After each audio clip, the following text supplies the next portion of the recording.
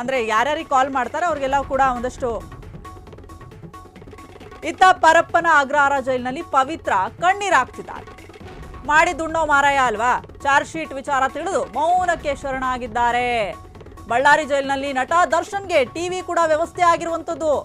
ಅತ್ತ ಪವಿತ್ರ ಗೌಡ ಕಣ್ಣೀರಾಗ್ತಿರುವಂಥದ್ದು. ಇತ್ತ ಎಲ್ಲ ಸೌಕರ್ಯಗಳನ್ನು ಕೊಡ್ತಾ ಇದ್ದಾರೆ. ಎಲ್ಲ ಸೌಕರ್ಯಗಳಂದ್ರೆ ಏನು, ದರ್ಶನ್ ಅವ್ರು ಮನವಿ ಮಾಡ್ಕೊಂಡಿದ್ದಾರೆ. ಒಂದಷ್ಟು ಸೌಕರ್ಯಗಳಂದ್ರೆ ಈಗ ವೀಲ್ ಚೇರ್ ಆಗಿರ್ಬೋದು, ಜೊತೆಗೆ ಟಿವಿಯನ್ನ ಒಂದಷ್ಟು ಪರ್ಮಿಷನ್ ಕೇಳಿದ್ರು.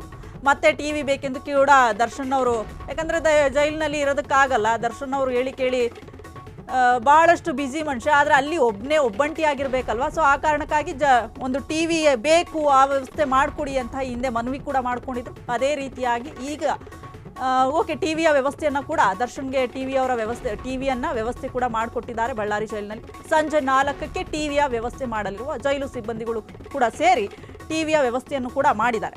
ದರ್ಶನ್ ಮನವಿ ಮೇರೆಗೆ ಸರ್ಜಿಕಲ್ ಚೇರ್ ಕೂಡ ವ್ಯವಸ್ಥೆ. ಹಿಂದೆ ಅಂದರೆ ನನಗೆ ಈ ವಾಶ್ರೂಮ್ ವಿಚಾರವಾಗಿ ಒಂದಷ್ಟು ಮತ್ತೆ ಟಿವಿ ಬೇಕೆಂದು ಕೇಳ್ಕೊಂಡಿದ್ದಾರೆ. ಇತ್ತ ಪರಪ್ಪನ ಅಗ್ರಹಾರ ಜೈಲಿನಲ್ಲಿ ಪವಿತ್ರ ಕಣ್ಣೀರಾಗ್ತಿದ್ದಾರೆ. ಆದರೆ ಚಾರ್ಜ್ ಶೀಟ್ ವಿಚಾರ ತಿಳಿದು ಪವಿತ್ರ ಗೌಡ ಕಣ್ಣೀರಾಗ್ತಿದ್ದಾರೆ. ಅದರಲ್ಲಿ ಏನೇನಿದೆನೋ ಅನ್ನುವಂತಹ ವಿಚಾರ ಏನಿದೆನೋ, ಯಾಕೆ ಕಣ್ಣೀರಾಗಬೇಕು? ತಪ್ಪು ಮಾಡಿಲ್ಲ ಅಂತಂದ್ರೆ ಧೈರ್ಯದಿಂದ ಫೇಸ್ ಮಾಡಬೇಕು. ಆದರೆ ಪವಿತ್ರ ಗೌಡ ಕಣ್ಣೀರಾಗ್ತಿದ್ದಾರಂತೆ. ಚಾರ್ಜ್ ಶೀಟಲ್ಲಿ ಏನಿದೆನೋ ಏನಿಲ್ವೋ, ನನಗೆ ಇನ್ನೇನಾಗುತ್ತೋ, ಯಾವ್ಯಾವ ಶಿಕ್ಷೆಗಳು ಬರುತ್ತೋ, ನಾನು ಇಲ್ಲಿಂದ ಜೈಲಿಂದ ಹೊರಗೆ ಹೋಗ್ತೀನೋ ಇಲ್ವೋ ಅನ್ನುವಂಥ ಒಂದಷ್ಟು ಗೊಂದಲ ಶುರುವಾಗಿರುತ್ತೆ ಪವಿತ್ರ ಗೌಡರ ಮನಸ್ಸಲ್ಲಿ.